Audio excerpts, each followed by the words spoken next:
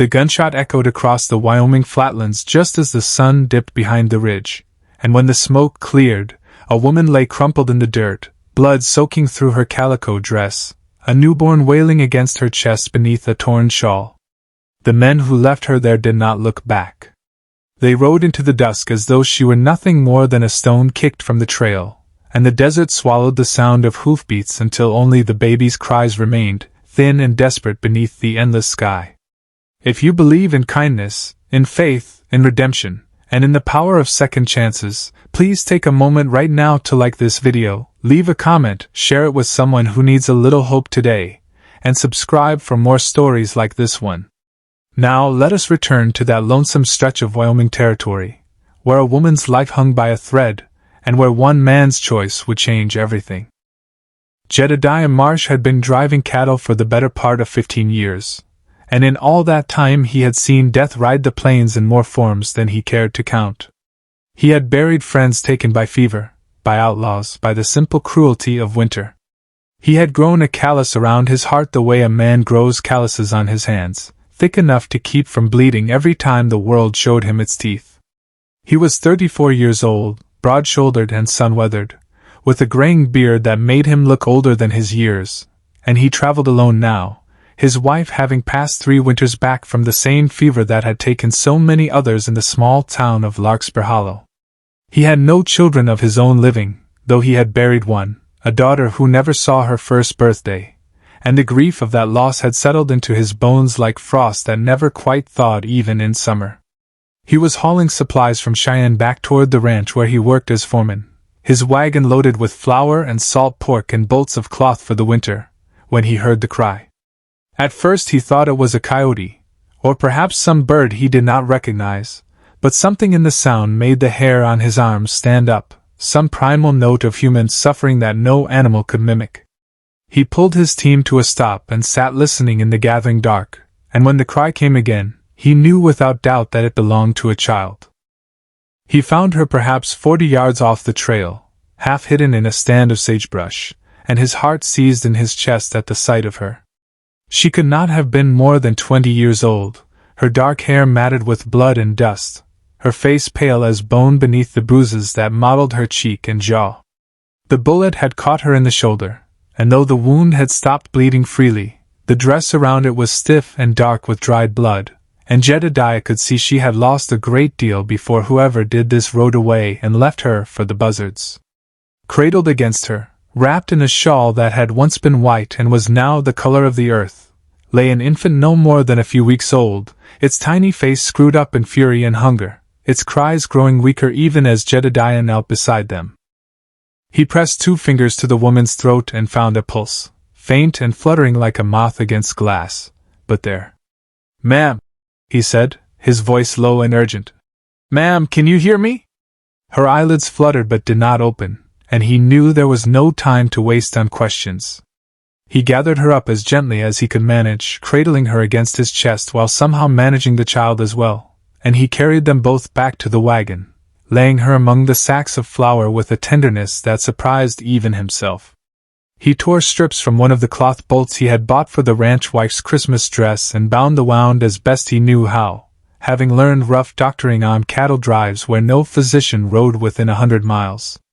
The baby he wrapped tighter still and laid against the woman's uninjured side, and then he turned his team back toward Larkspur Hollow, driving through the night with a desperation he had not felt since the day his own daughter's fever broke into something no prayer could cure.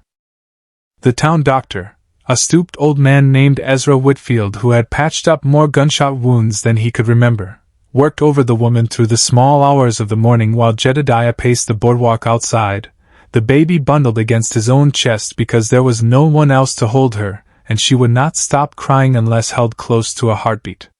He had found a widow in town, a kind soul named Martha Reyes who ran the boarding house, and she had produced goat's milk and a makeshift bottle fashioned from a glass jar and a scrap of leather, and between the two of them they kept the infant fed and quiet while the doctor fought for the mother's life in the room beyond.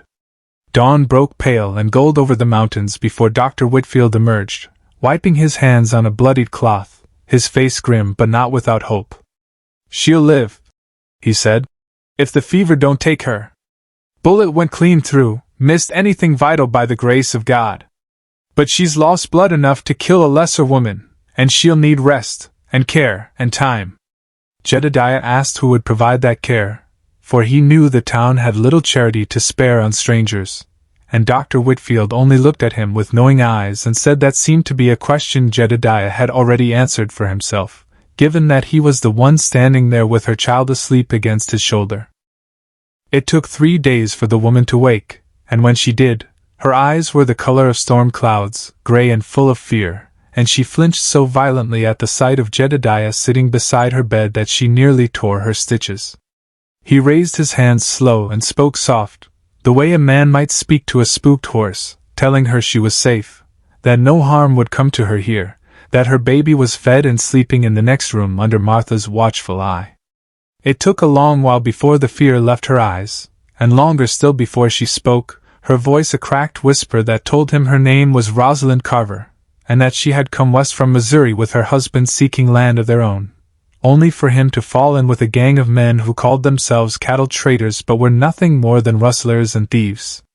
When her husband discovered she meant to leave him and take their daughter east to her mother's people, he had beaten her and left her on the trail for his companions to finish, believing a wounded woman with a newborn would not survive the night regardless of what bullet found her. She wept then, deep racking sobs that shook her thin frame, and Jedediah sat with her in silence, for he understood grief needed no words, only presence, and he had learned that lesson well enough in his own suffering. He told her, when her tears finally slowed, that she need not fear that man again, that Larkspur Hollow had a sheriff, a steady man named Thomas Bellwether who did not tolerate outlaws within his jurisdiction, and that Jedediah himself would see to it she and her daughter, whom she named as Little Grace, wanted for nothing while she healed. The weeks that followed tested every ounce of patience and strength Jedediah possessed. He continued his work as foreman on the Kessler Ranch, riding out before dawn to tend cattle and mend fences. But every evening he returned to the small room he had rented above the boarding house where Rosalind and Grace stayed, bringing what money he could spare for their keep, sitting with the child when Rosalind's strength gave out, rocking her through the nights when fever gripped the infant and threatened to take what her mother had fought so hard to save. The town began to talk, as small towns always do, some whispering that Jedediah Marsh had lost his senses over a stranger and another man's child, others saying it was the first sign of real life they had seen in him since he buried his own family. He paid the gossip no mind, for something had shifted in his chest the moment he lifted that crying infant from the sagebrush, some door he thought sealed forever creaking open to let in light he had forgotten he was capable of feeling. Rosalind's body healed faster than her spirit. She startled at loud noises, flinched from sudden movements, and often Jedediah would find her standing at the window staring out toward the trail as though she expected her husband to come riding back to finish what he started. He never pushed her to speak of it, only made certain she knew the door was locked, the sheriff informed, and that he himself would not let harm reach her again while breath remained in his body. Slowly, as autumn gave way to the first bite of winter, something like trust began to grow between them, tentative as new grass after a fire.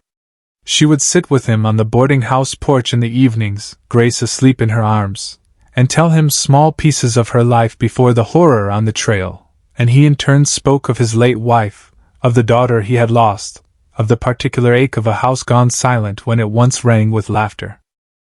Word eventually reached Larkspur Hollow that Rosalind's husband, a man named Silas Carver, had been arrested 2 counties over after a botched robbery left one of his companions dead in the street. Sheriff Bellwether rode out personally to confirm the man would face justice for both his outlawry and the attempted murder of his own wife, and when Bellwether returned with the news, he found Rosalind sitting on the porch with Grace, and Jedediah beside her, and he told her plainly that Silas Carver would hang before the spring thaw, tried and convicted by a circuit judge who had no patience for men who preyed on the vulnerable. Rosalind did not weep at the news, nor did she celebrate it. She only closed her eyes and let out a long breath, as though some great weight she had carried since that night on the trail had finally been set down, and Jedediah reached over and took her hand, and for the first time since he had found her bleeding in the sagebrush, she did not flinch from his touch. Winter settled hard over the territory that year, snow piling deep against the boarding house walls, wind howling down from the mountains with a fury that kept most folks indoors by the fire. It was during those long snowbound evenings, with Grace growing plump and healthy in her mother's arms, learning to smile at the sound of Jedediah's low laugh, that he found himself falling in love with them both, a slow and steady thing built not on the sudden sparks of youth but on the quiet accumulation of small kindnesses, shared silences, and the particular tenderness of watching a broken woman remember how to hope. He did not speak of his feelings at first, fearing to burden a woman who had suffered so much at the hands of a man who claimed to love her. But Rosalind was not blind to the way he looked at her, nor to the way her own heart had begun to lean toward him like a plant toward the sun after long darkness. It was Grace who finally brought them together in the way that words alone might never have managed. The child had taken her first steps that winter, wobbling across the boarding house floor with her arms outstretched, and it was toward Jedediah she stumbled, not her mother, calling out a sound that was not quite a word but carried the unmistakable shape of "Papa" in her infant mouth. Rosalind froze at the sound, her hand flying to her lips, and Jedediah scooped the child up with tears standing bright in his eyes, tears he did not try to hide, and when he looked to Rosalind for some sign of how she wished him to respond, he found her crying too, but smiling through it, nodding as though giving permission for a bond that had already formed in the child's innocent heart. He asked her to marry him on a clear, cold morning in February, not with grand words or rehearsed speeches, but simply, honestly, as they stood together watching Grace chase a barn cat across the frozen yard. He told her he could not promise her a life free of hardship, for the frontier offered no such guarantees to any soul, rich or poor, strong or weak. But he could promise her that she would never again be left alone on a trail to die, that Grace would grow up knowing a father's protection and a father's love, and that whatever years God saw fit to grant them, he would spend every one of them grateful that he had heard a baby's cry carried on the evening wind. Rosalind wept again, as she had wept so many times that year, but these tears were different, born not of grief or fear but of a joy she had thought burned out of her forever on that dark stretch of trail. She said yes before he had even fully finished asking, and Grace, sensing the shift in the air, laughed and clapped her small hands as though she understood that her family had just become whole. They married in the small chapel at Larkspur Hollow that spring, the whole town turning out to witness a union that felt to many like a testament to something larger than themselves, proof that even in a land as hard and unforgiving as the frontier, mercy could still take root and flourish. Dr. Whitfield gave Rosalind away, having grown fond of her during her long recovery, and Martha Reyes wept openly through the entire ceremony, declaring she had never seen a happier ending in all her years running that boarding house. Jedediah stood at the altar in his best coat, Grace perched on his hip in a little white dress Martha had sewn special for the occasion, and when Rosalind walked toward him down the short aisle, he felt something in his chest that he had not felt since before his daughter's death. A wholeness he had believed lost to him forever. They built a life together on a small parcel of land not far from the Kessler Ranch, Jedediah continuing his work as foreman while slowly building up a herd of their own, and Rosalind tending the house and garden with a fierce joy that spoke to how precious ordinary life had become to her after coming so close to losing it entirely. Grace grew tall and strong, running wild through the prairie grass in summer, bundling close to the fire in winter, never knowing a day when she was not fiercely loved by both the mother who bore her and the father who had found her crying in the sagebrush and could not bring himself to ride away. In time, Rosalind and Jedediah were blessed with 2 more children, a boy and a girl, and though Jedediah loved them dearly, he never once let Grace feel less than fully his own, for in every way that mattered she was. Years later, when Grace was old enough to understand the story of how her family came to be, Rosalind would tell her, sitting by the fire on quiet winter evenings, of the darkest night of her life, when she lay bleeding on a lonesome trail believing she and her child would surely die there unmourned and unremembered. She would tell her how, in that darkest hour, a stranger's kindness had reached down and lifted them both into the light, how one man's refusal to ride past suffering had rewritten the entire course of their lives.